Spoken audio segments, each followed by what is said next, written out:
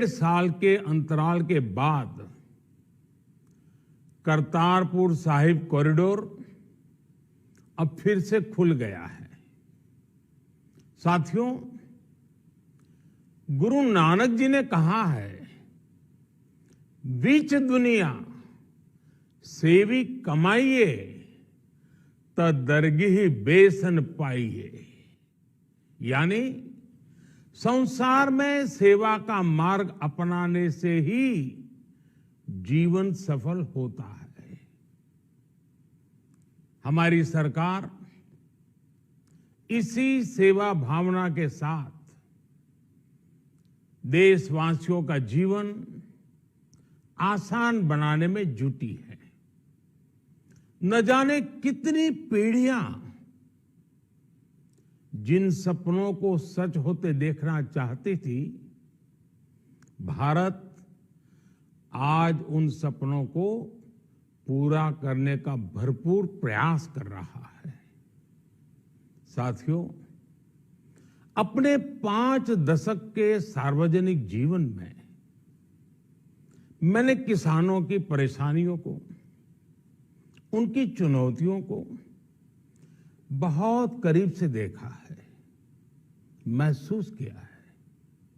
इसलिए जब देश ने मुझे 2014 में प्रधानमंत्री के रूप में सेवा का अवसर दिया, तो हमने कृषि विकास, किसान कल्याण को सर्वोच्च प्राथमिकता दी।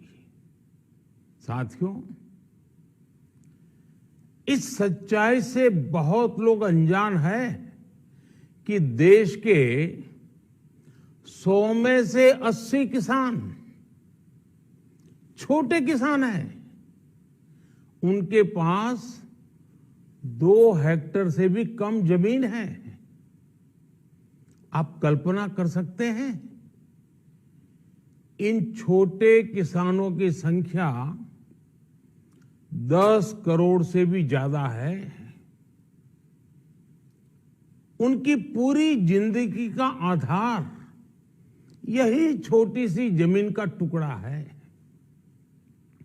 यही उनकी जिंदगी होती है।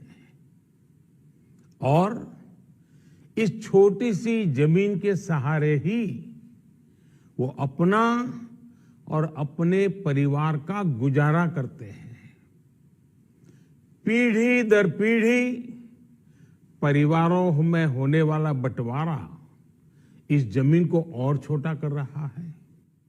इसलिए देश के छोटे किसानों की चुनौतियों को दूर करने के लिए हमने बीज, बीमा, बाजार और बचत, इन सभी पर चौतरफा काम किया।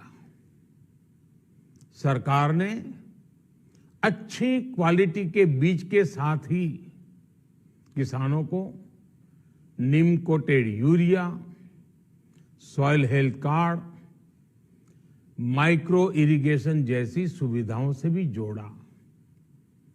हमने 22 करोड़ सॉइल हेल्थ कार्ड किसानों को दिए और इस वैज्ञानिक अभियान के कारण एग्रीकल्चर प्रोडक्शन भी बढ़ा। साथियों, हमने फसल बीमा योजना को अधिक प्रभावी बनाया। उसके दायरे में ज्यादा किसानों को लाए।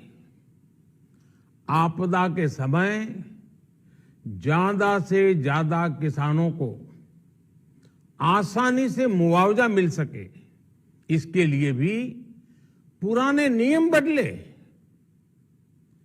इस वजह से बीते 4 साल में 1 लाख करोड़ रुपए से अधिक का मुआवजा हमारे किसान भाई बहनों को मिला है।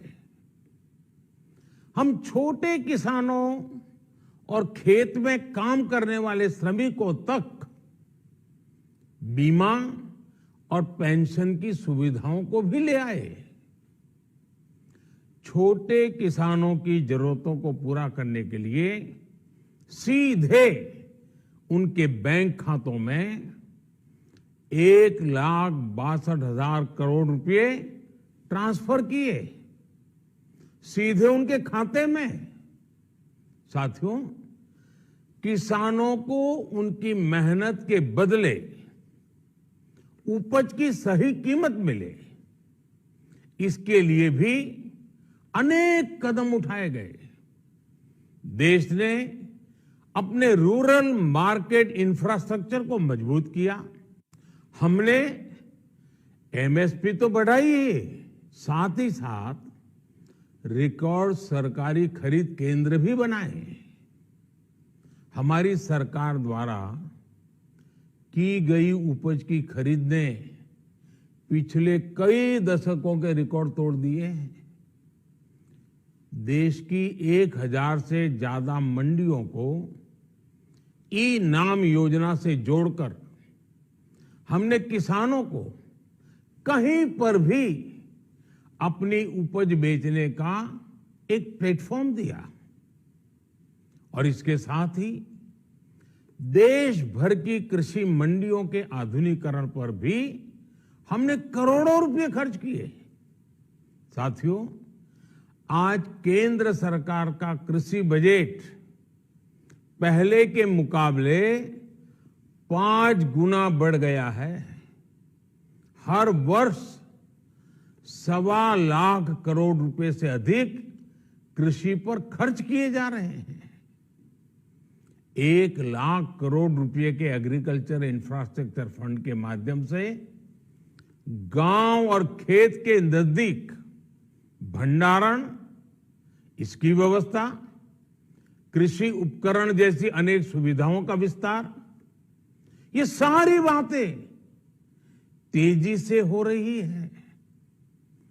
छोटे किसानों की ताकत बढ़ाने के लिए 10,000 एफपीओ किसान उत्पादक संगठन बनाने का अभियान भी जारी है।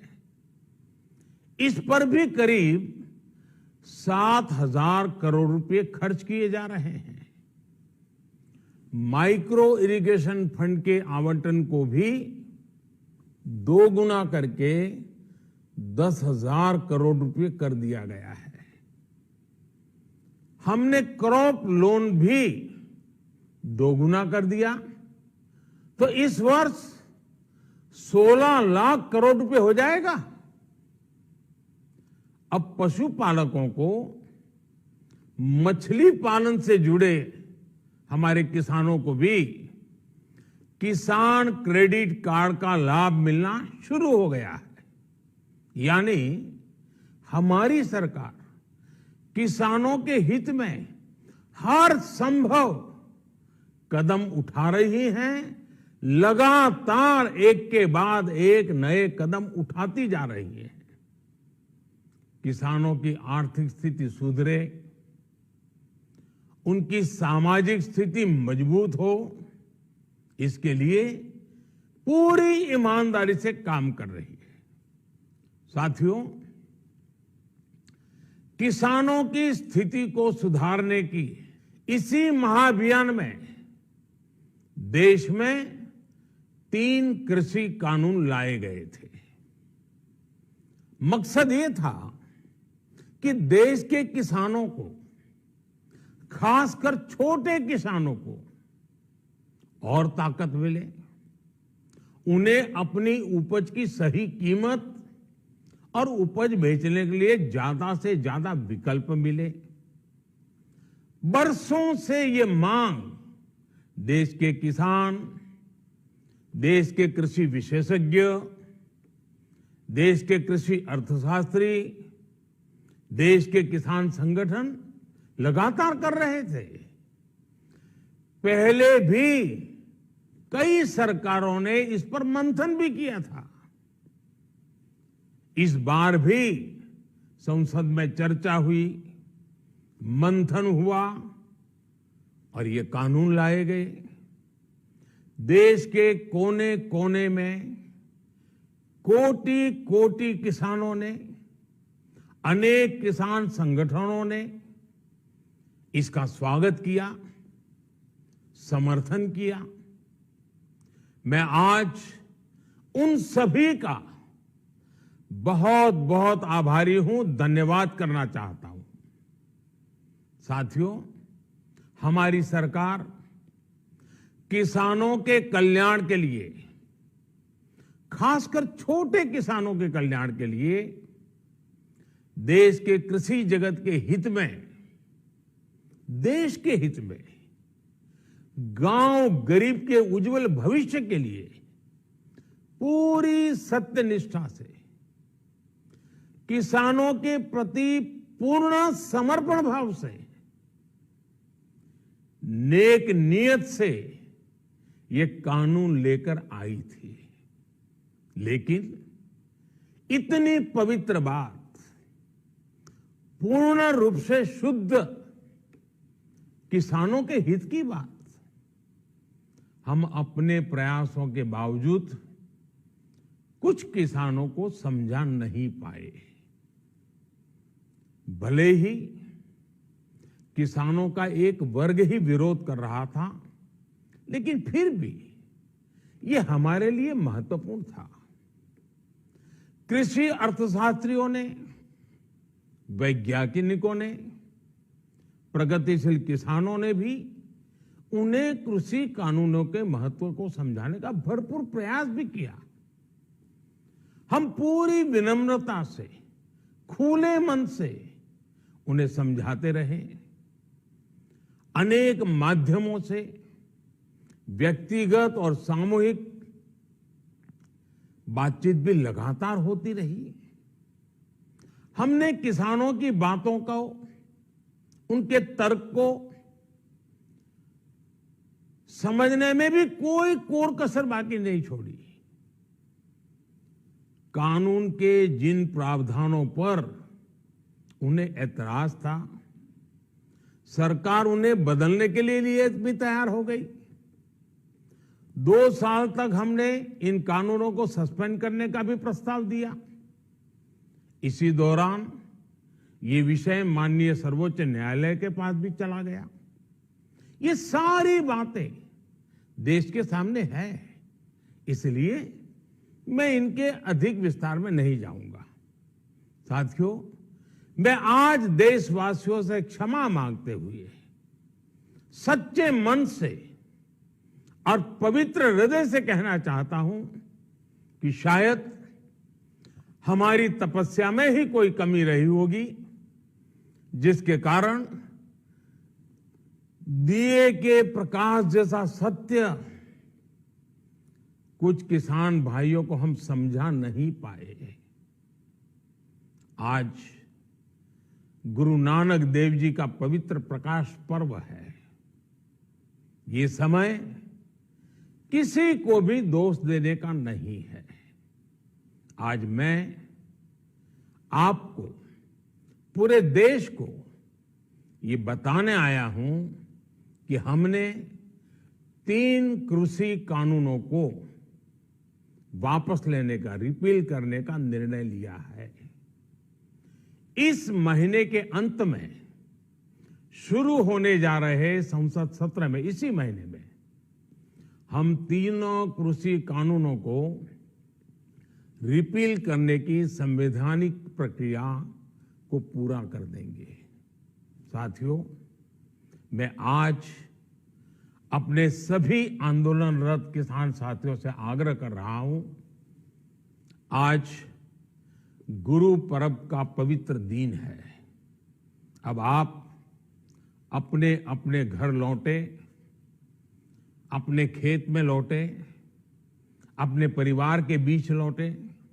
आइए एक नई शुरुआत करते हैं, नए सिरे से आगे बढ़ते हैं। साथियों, आज ही सरकार ने कृषि क्षेत्र से जुड़ा एक और अहम फैसला लिया है। 0 बजट खेती यानी प्राकृतिक खेती को बढ़ावा देने के लिए,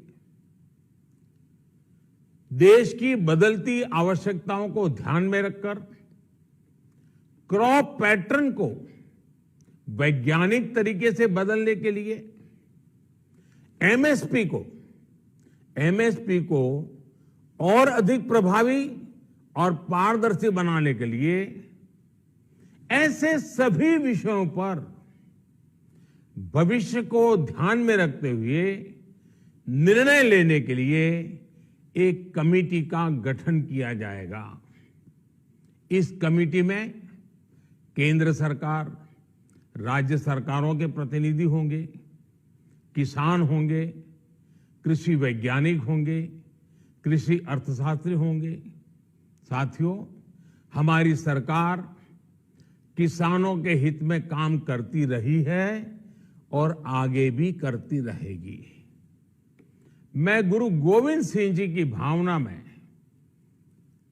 अपनी बात समाप्त करूंगा। देहि शिवावर मोहे इहे, शुभ कर्मन ते कबहू न टरो। हे देवी, मुझे ये वर दीजिए कि मैं शुभ कर्म करने से कभी पीछे ना हटूं। जो किया किसानों के लिए किया, जो कर रहा हूं देश के लिए कर रहा हूं। आप सभी के आशीर्वाद से मैंने मेहनत में पहले भी कोई कमी नहीं की थी। आज मैं आपको विश्वास दिलाता हूं कि अब और ज्यादा मेहनत करूंगा ताकि आपके सपने साकार हो सके, देश के सपने साकार हो सके।